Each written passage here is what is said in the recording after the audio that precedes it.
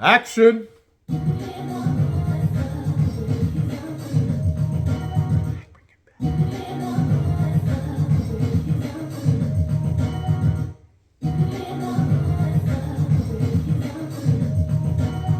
Welcome to another episode of Tell It How It Is, No Filter. You already know who it is. And how are you? This is episode 207. Back in the building by the powers that be. Glad to be here to, just give my little insight on things and try to just help the masses. Well, whoever's really tuned in. I appreciate you. I'm very grateful for whoever tunes in. Whoever's listening, I am on Anchor, Apple Podcasts, Spotify, and all that. For those who just choose to listen and not really, watch.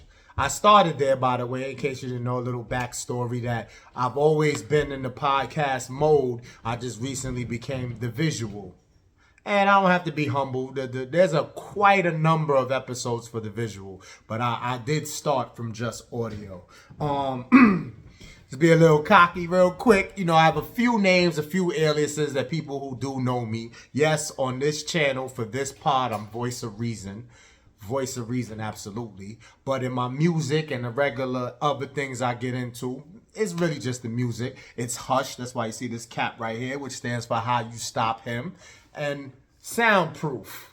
Get how it go together? Let's not forget No Noise. So when I used to do these pods, I open up with this is Hush, a.k.a. How You Stop Him, a.k.a. Voice of Reason, a.k.a. Hush Braun James, a.k.a. No Noise, a.k.a. Soundproof. Anyway, let's get in. How's everybody been? How's your week? I know I always talk and act like a lot of time has passed since you last seen me or since you last tuned in. I gotta do that because there are people, thank my first time viewers, last time viewers, there are people who don't catch every episode. So maybe I am talking to those who may not have listened to me in a month. So I always have that introduction, like how you doing, how are things going. I'm just spreading positive energy to you. Hope you're being productive. I hope things are going your way. Based on the work you put in, of course. It's not just going to go your way. If you are, that's luck. And I very rarely believe in luck. All right, so let's go. First is first. I updated a little bit. No more pad, huh? No more pad. Now I can Google and talk shit and back it up. Is Google 1,000% correct? Probably not. But when we talk here now, I can actually chime in and see, back up some of my facts, especially with dates and how old someone or something is. All right, so with that, I'm going to try to stay within the time constraints because I've been trying to cut down. Some people tell me I have very good content. Maybe it's just a little too long for one person. Or, I guess when I blow up all the way, motherfuckers will sit here and watch this one person for 3 hours maybe. But as a solo, dolo act right now, even though I welcome more guests, I'm going to try to keep it a little, calculated. All right, so I don't want to really talk about this monster, but Alex Murdaugh convicted of killing wife and son. So the court date went down, right? So now I can Google. I don't want to look down. I can really look up this fucker and give you more of a backstory on what really popped off. You know what I'm saying? There's nothing you really could tell me. I don't really want to, nothing could be said that could kind of make this an understandable thing. But he's sentenced to life. Final moments. They're talking more on the trial itself than what actually popped off. I'm trying to get you a little more info on that. Bear with me. It says how Alex Murdaugh's son helped solve his own murder.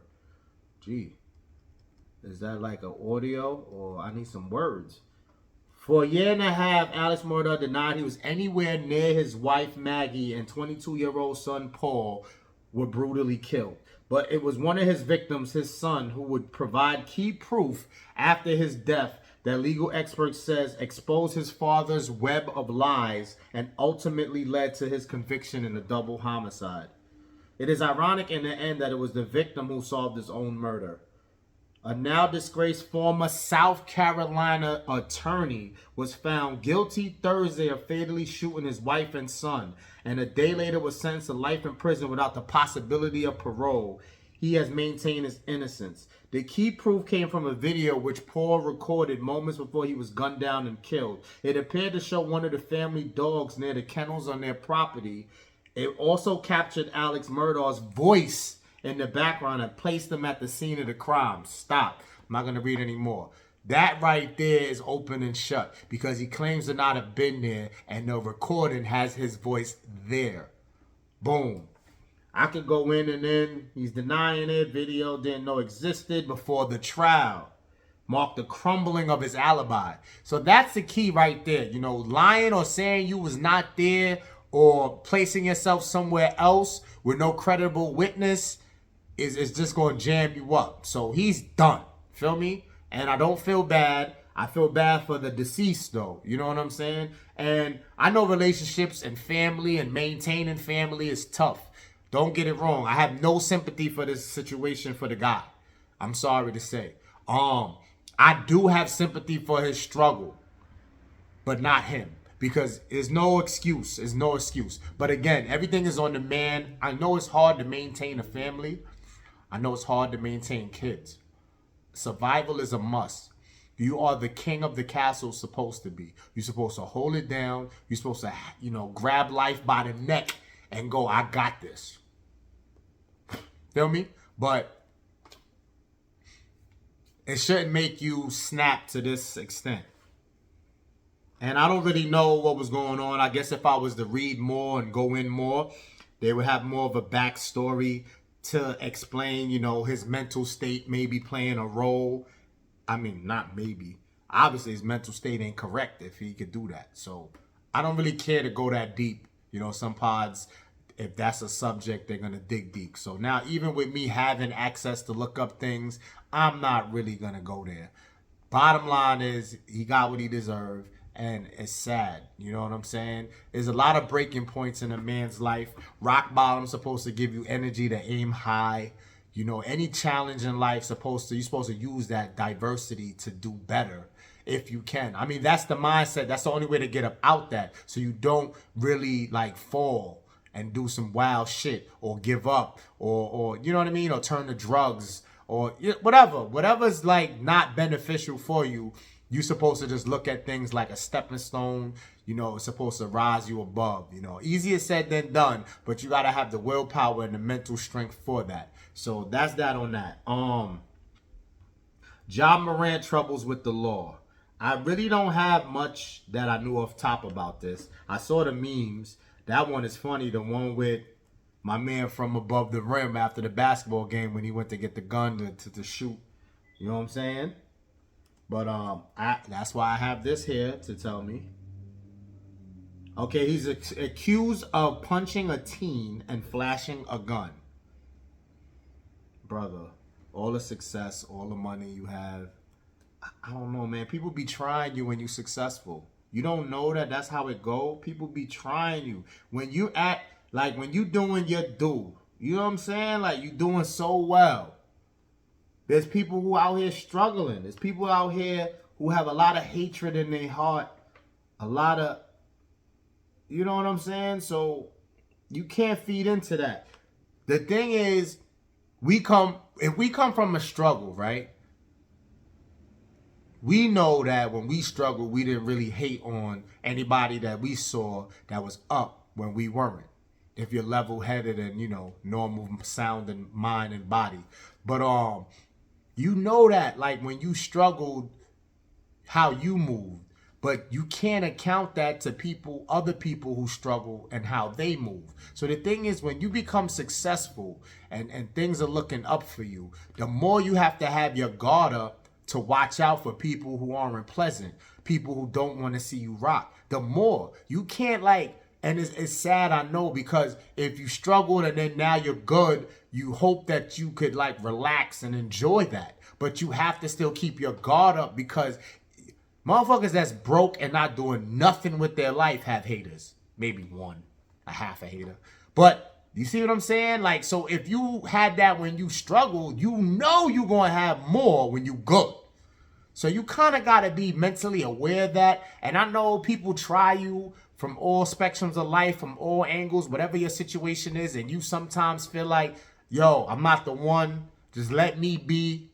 You don't listen. Let me be. I'm a big supporter of that. Just let me be. You know, I don't want to really pop off on you. I don't really want to break your neck, go to jail. Just let me be. So I get that you may, initially say, let me chill. Just let me be. And then people will push the button and push the button and push the button. And then you snap. But you really can't, because you lose in the end. You take care of that situation, and you might have handled that to where you feel you got your respect in the end, or you strong-armed it. But it's just going to send you down the wrong path now, because more tests coming now. Because you get jammed up in that. Now you going through the system, or you got to fight to not go in the system. It's going to be more tests. So this first act of emotions that got you jammed up is going to be followed with other acts of emotions, because you're going to be getting got at more. It's just like a snowball effect, avalanche type shit. So you got to try to ignore that. I say that to say I don't understand why they limited me and trying to sell something when I'm just trying to see the job situation. I don't know what this Washington Post thing is. Give me a sec. So the Grizzlies announced today that Ja Morant will be suspended for at least the next 2 games after they opened an investigation into a video in which Morant held a gun at a nightclub. The video surfaced after the Grizzlies lost against the Nuggets. So in the video, he has a gun. I'm not understanding the punching of the team. And if he's in a lounge or a club, how old you got to be to get in there? Why is there a teenager in there? This story's all over the place.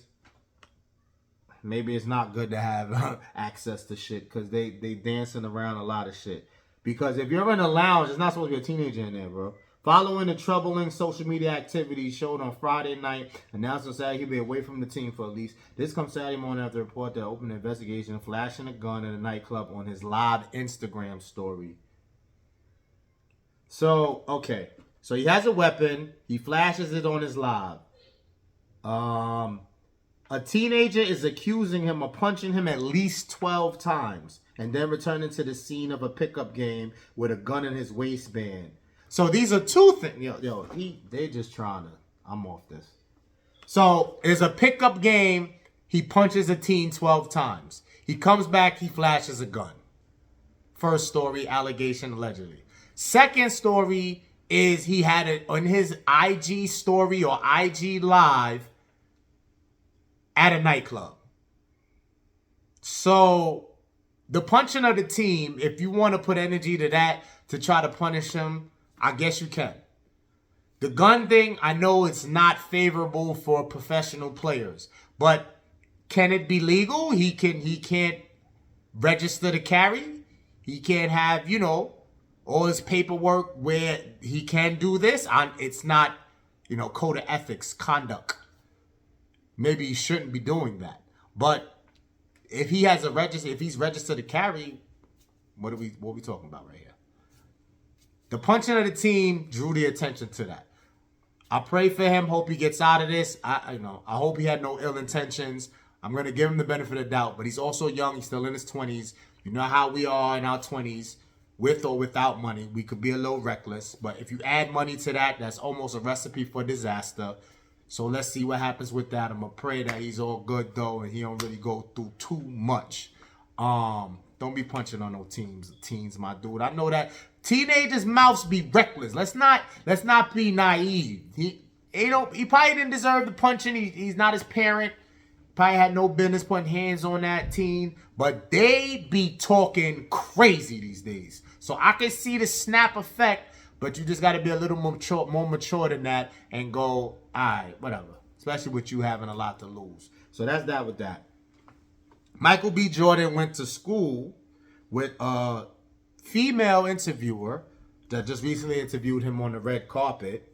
And he called out by saying, yeah, I was corny, right? Because they went to school together and she used to say, she said that they used to call him corny based on what, either how he was dressing or something about, whatever he had on, material.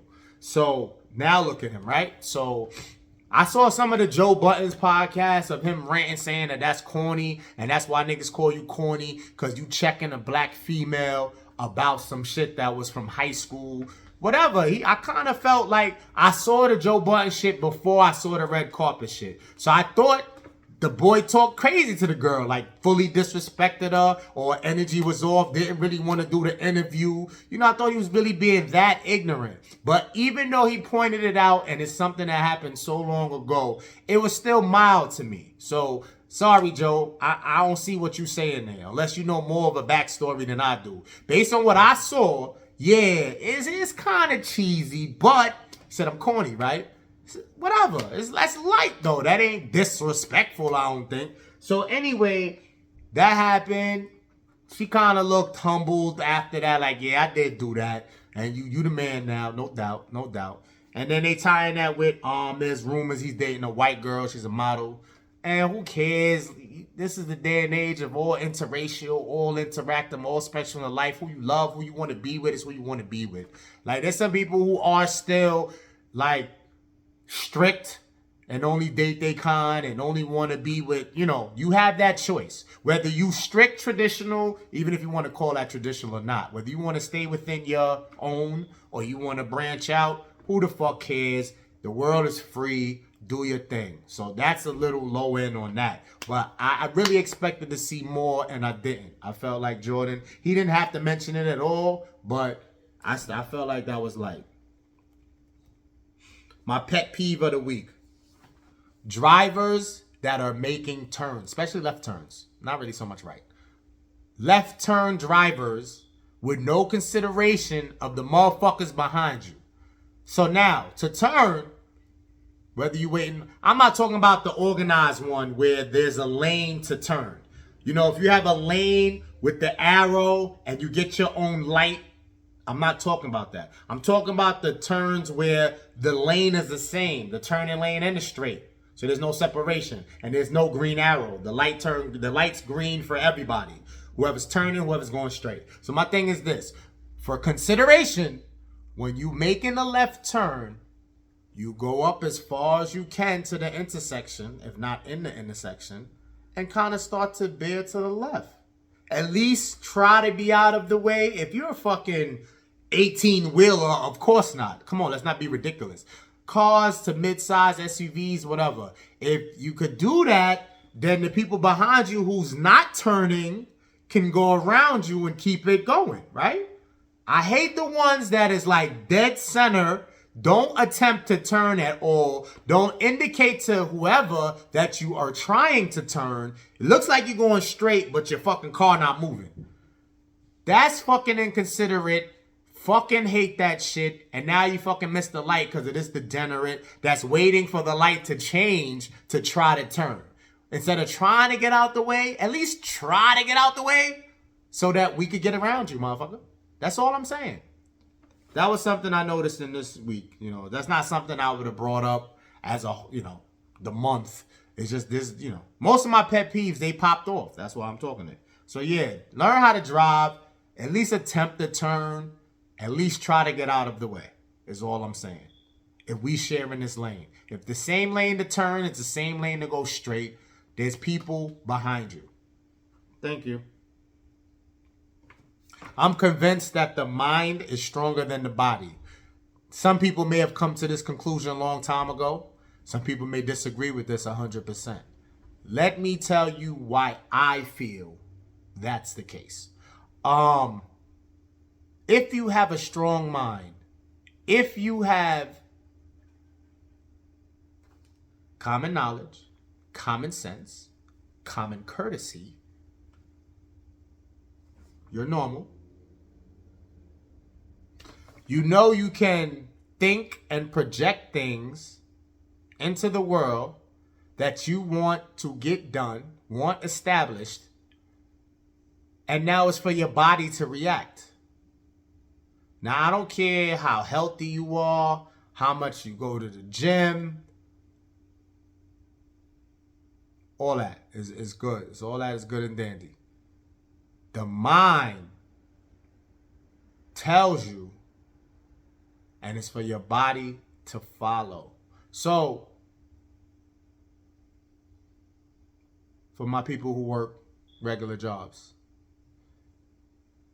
let's say you work your normal hours, then you stayed and did some more hours, almost matching the first set of 8 hours. You go home after that, you try to rest up because you got to get up, turn right around and do it again. Because you have less time for rest now because you doubled up, but you still have to go back and do your normal shift. You can wake up with a sense of urgency, a sense of, I got it. You know what I mean? You know, you did what you could. You went straight home. You really didn't eat late. You didn't watch any TV. You went straight to sleep. You wake up. Initially, you're like, I'm good. I got up. It's the hardest part. You get to work. Within that hour, first hour, 2 hours, you're starting to feel a little sluggish. May not be obvious. It may not be heavy, but it's there. You feel it. Because if you listen and pay attention to your body talk to you. And you feel a little, damn, I'm not 100. You know why. Because mentally you could tell yourself, I'm going to do X, Y, and Z. But the body, damn, did I just make it look contradictory? Yo, I sound like a walking contradiction. Because if the mind is stronger, that's a good one. Look, I set myself up. I don't even got to Google nothing for that. The reason I can still stand on the mind being stronger is because that's what the initiator is. Whatever's going to get done, a lot of what people do, a lot of things that go down, it started here. So that's why I'm giving the flowers to the mind. But the example I was just speaking on kind of made the body look stronger because your mind could say, this is what's going down. But your body goes, yeah, I'm with you, but it ain't easy. So that's a good one. It's like, I think the mind still wins in the end. Because if your initially mind says to do X, Y, Z, you go to do it, your body's reacting like, I'm kind of tired, man. But it's your mind that you continue to use to help you get through it, even though your body is responding like, I'm not 100. Like, nigga, you worked 16, you slept 6, and you doing another 8. And for some, you may be going back for another 16. That's even more. So you do 16, you sleep like 6. You go back, and that's life, especially for guys. We got to get it. Because at some point, you got to go that hard drive, especially if there's things you need to overcome, like debt and loans and credit cards, and you just not where you need to be. And, you know, you trying to, like, you know, be on that Dave Ramsey plight. You know what I'm saying? The whole savings, emergency funds, Roth IRAs and mutual funds. Like, if you're trying to be the best you can be as a man, a high value man, you're going to have a hustle stretch, a stretch when you going in at some point. I don't know how long this stretch is, how long you want it to be, but you got to have a stretch where you're going in. So this is where this is important. You have to really let the mind have the control and really stand strong on that. And even when your body starts to waver, it's the mind that's going to get you through it. So I still stand behind that. But the body is powerful as well because it does respond to whatever the mind is trying to tell you what to do. So that's a good one. And just keep a mental note of that because the mind, right? All right. That's good. That's good. The rest of this is going to go to something that's really moving for me. You know, you should read. You should really read if you can. But I'm more of an audio guy, so I love audio books. I love that technology that give us that option that if there's something we really want to check out, we don't have to read it. We can listen. And sometimes you receive it better from listening. So the first, in the recent times, I'm talking about within the last 3 months, Rich Dad, Poor Dad was a great listen for me. I can't say great read. So I listened to that. That was dope. You feel me? So since then, I got another one for you. It's called Outwitting the Devil by Napoleon Hill. And that maybe top 5 all books of times. You know what I'm saying? All you know what I mean? Written manuscripts, or however you want to call it. Also 48 Laws of Power. But anyway, back to this Outwitting the Devil. Especially for men, you need to read this or listen to it. I listened, I ain't read. And that'll give you a pretty good breakdown of how life is, man, and where you should go. So let me not be a mystery. I don't want to give it all. I want you to check it out. But I'm going to tell you some of the things I jot down behind it.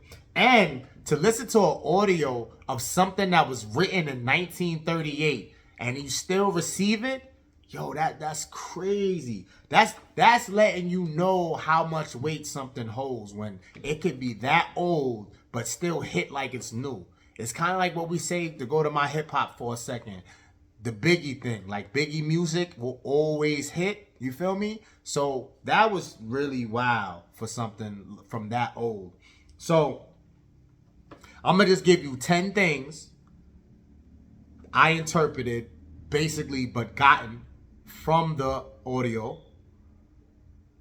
The devil actually, because it's Outwitting the Devil. So he's being interviewed or basically placed on the stand and has to come clean with all of his treachery and what he does negatively. You feel me? So you have him in a vulnerable state here. They have him in a vulnerable state where he actually gives advice when questioned of how to dodge dealing with him or being under his control. So I'm going to go for real quick, for these are some of the things he gave as some real useful material. Normal body, solid mind. Do your own thinking. These are things I'm going to give you and you have to just interpret it for yourself. 1, normal body, solid mind. Do your own thinking. 2, decide what you want out of life. Create a plan to obtain that. Stop at nothing. Sacrifice everything to achieve it. Just go check this out if you need a further breakdown. But I'm just giving you these, and you could take that and interpret it for yourself, or read the book, or listen to the book. 3, analyze temporary defeat and the difference between that and failure. Pull a positive learning lesson out of it. 4, be willing to render service of equal value for the things you want to obtain first. So it's a give and take thing. You feel me? I'm not really breaking nothing down. Just take these, analyze it for yourself, read or listen to the audio. 5, your brain is a receiving set. 6, greatest asset is time outside your mind. And it's also free. One of the only things that are free. 7, fear is a temporary filler that the devil uses to occupy your mind. Don't let it take full control. Instead, replace it with faith. You know what I mean? When you pray, don't beg. Just do it humbly with confidence, emphasizing this is what you need. You deserve it. So I know it sounds a little crazy. So you talk to the powers that be, whoever you worship, whoever you're praying to, and you don't beg, you don't cry. You know, a lot of people wait till shit hits the fan. There's only one I'm explaining. I'm trying to just break just this one down for you. Kind of just talk in your regular tone and, again, with confidence, humbly, saying this is what you need done. Life is a hard task master. Either you conquer it or it conquers you. That's it. There's no breakdown needed. You conquer it or it conquers you. You don't accept what you don't want, so you can have room and energy for the things you do want. And 10, thoughts become reality. Be careful what you're thinking. The universe definitely reacts, university. So that's my breakdown. I actually got it from the book itself. So you can go and check that out, or you can take what I've given you and break that down for yourself. And it'll be very useful. Trust me. If you don't see the light right away, you can, in a week or two from now, revisit that and I think you'll get something out of that. Because a lot of that is true, and I kind of back it, almost every word. So check that out. Once again, it's called Outwitting the Devil by Napoleon Hill. As far as books go, check out Rich Dad, Poor Dad. I don't have that author. It's too famous to not be able to pull up who that is. Oh, I don't got to be lazy. I actually have the devices to do that. Give me a sec. I'm going to give you that. Rich Dad, Poor Dad. I've spoken in another pod about this. I can barely say that name. Robert Kiyosaki. Robert Kiyosaki and Sharon Lechter. Rich Dad, Poor Dad. I have another one for you. 48 Laws of Power. Do you need to know who that author is?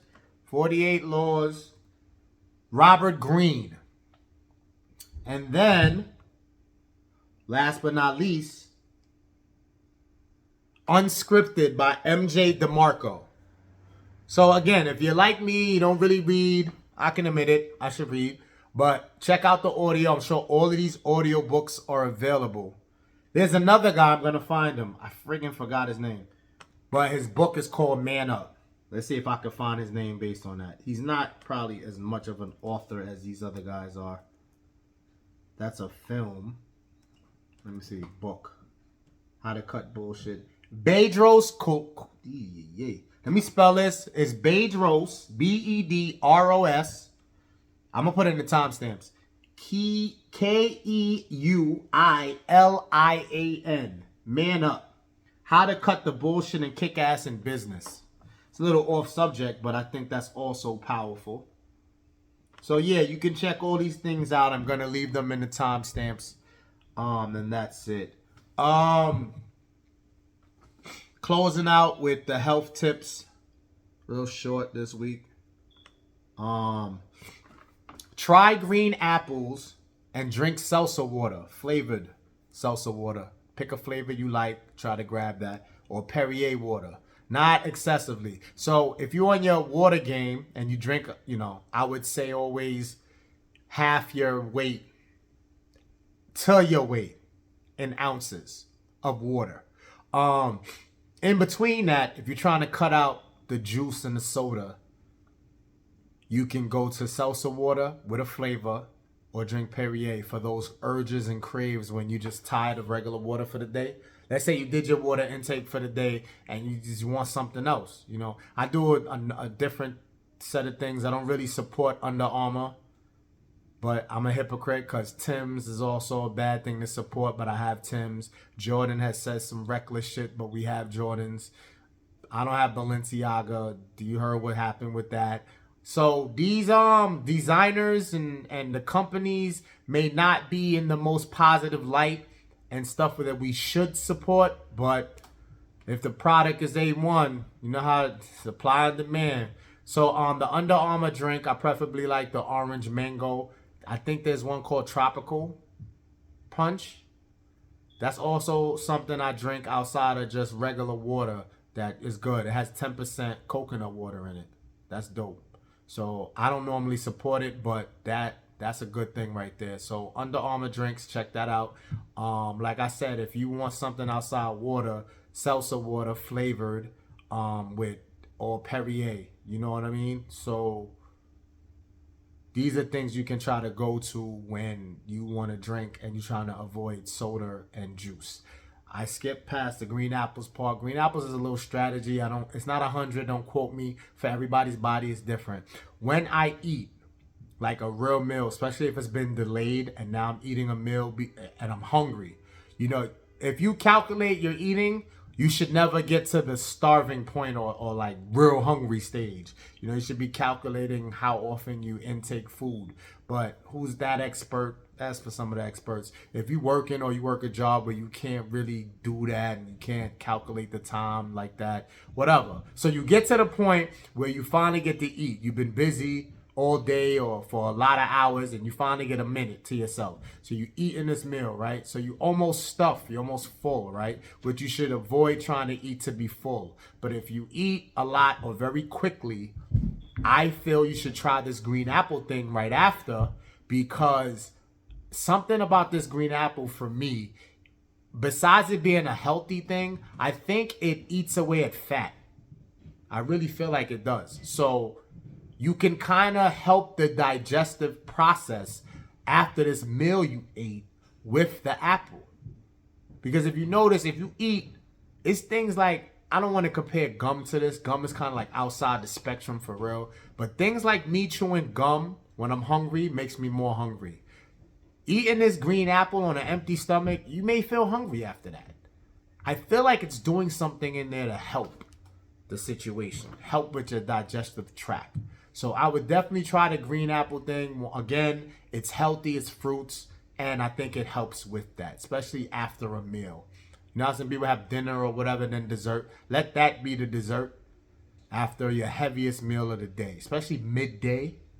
That's just, you know, suggestion. I'm not an expert on that. But back to the drinking of the seltzer water flavor, like I said, or Perrier. Make sure you take your vitamins and supplements. Try to get like at least, if you're at the bare minimum, try to find a multivitamin. I'm not talking about gummies.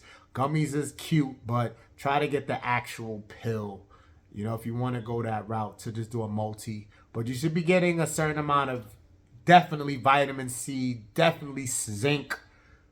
You know what I mean? Definite D3. Some of the minimums, you know what I'm saying? Fish oil. Just, you know, try to find something to, you know what I mean? Like at the bare minimum, try these things if you can. If you don't, I don't know what other, you know, health route you could go if you take no vitamins. Like, I think the older you get, you kind of start to have to. It kind of forces your hand. But it was good if you had like this knowledge from a kid, because then you can grow up and like really dodge a lot of ailments, a lot of sickness, a lot of unhealthiness if you was put on from the gate. But if we weren't, if we were put on late in life, now is the time to take full advantage of it if we can. You know what I mean? So definitely jump on that. And until next time, pretty much, I'll holla. Stay safe. Remember to comment, like, and subscribe to the channel at Voice of Reason NF. Capital NF. Voice of Reason, capital NF, all one word. Like, comment, subscribe. I appreciate you for tuning in. I appreciate you for the listeners. And stay safe. Have a productive week. I'll see you next time. Peace.